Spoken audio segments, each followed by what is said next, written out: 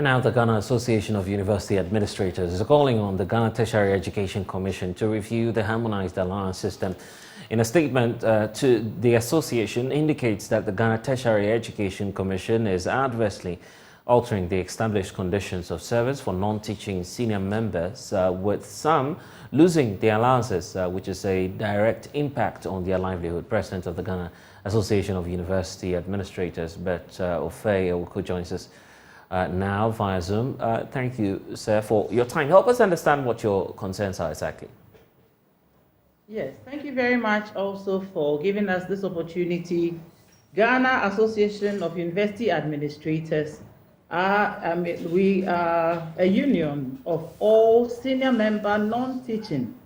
So when we're talking about senior members in university administration, it is about those who are leading in academic affairs, leading in human resource, health services, legal services, and all the various arms of administration in our universities. Recently, there's been a directive from the GTEC working with our managers to sort of review office holding allowances because, well, GTEC is the regulator. Now we, the association, reached GTEC and said that it should be done with a framework. There must be a policy, framework, a whole document that guides this exercise so that it is done in a non-arbitrary and non-discriminatory manner. Unfortunately, that has not happened until now. GTEC is implementing it by decisions with managers. And we are saying that until a proper framework is in place, GTEC should stop the implementation exercise. For now, UEW is the next slated for this exercise, and 13 of our members have been affected, have been slated for reduction or removal of their allowances.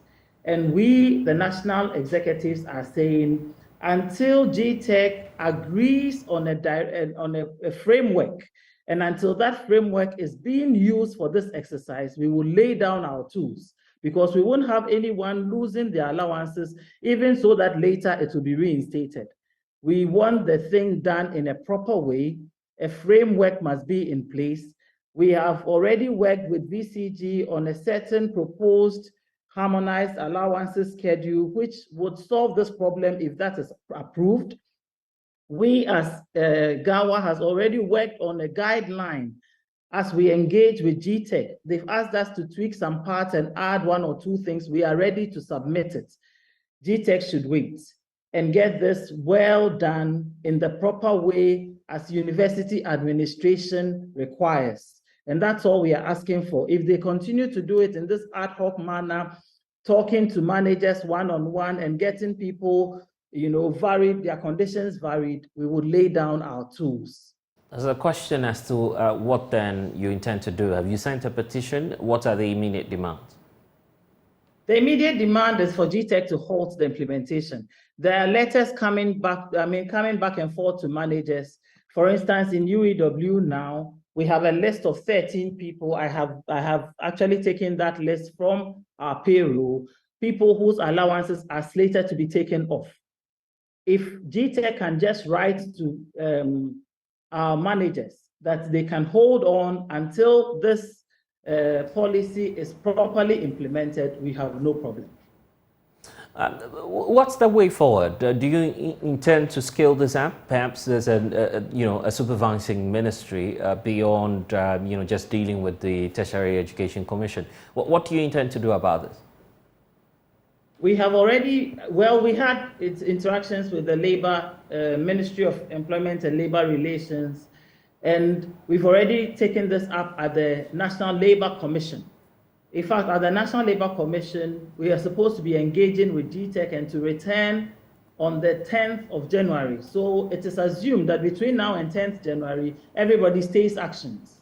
But GTEC is continuing with his actions. And so that makes us, there's a breach of trust here. Yeah, and give us a picture of how that is directly affecting your members. What's been the impact? And so people can really understand how that is affecting. Yes, people are losing as much as 3,000 Ghana cedis at the end of the month. Some are losing as much, I mean, for those whose allowances are being reduced, they lose as much as 1,500 and more. And those who are, I mean, whose allowances are being taken off, some can lose as much as 4,000 plus if we allow this implementation to go as it is.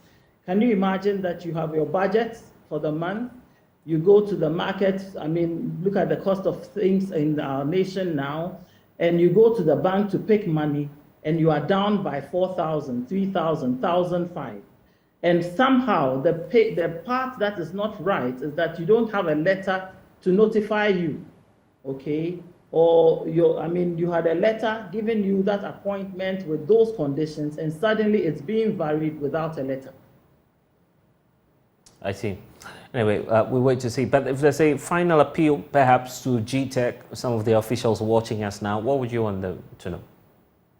We would plead that GTEC should please wait and get this approved framework in place, and let us all use the framework to regulate this exercise. Regulation is done with frameworks, and we are praying that the framework would be used. There should be no, this interaction with one-on-one